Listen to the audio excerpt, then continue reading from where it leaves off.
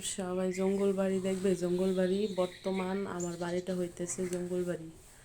অসুস্থ থাকার কারণে কোনো কিছুরই একেবারে ঠিক নাই।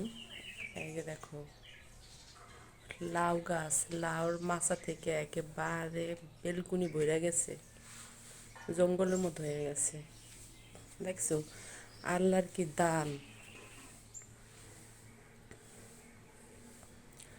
আমি কয়েকদিন যাবত অসুস্থ, এই জন্যে গাছের কাছে যাইতে পারি নাই। গাছই আস্তে আস্তে আমার কাছে ঘরের মধ্যে আসতেছে।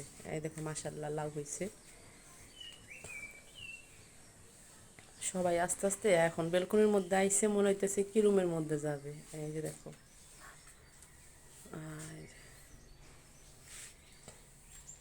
বেলকনি দিয়ে শাক খাইতে পারবো। মাশাল্লাহ মাশাল্লাহ, বাহির থেকে আনার দরকার নাই। দেখছো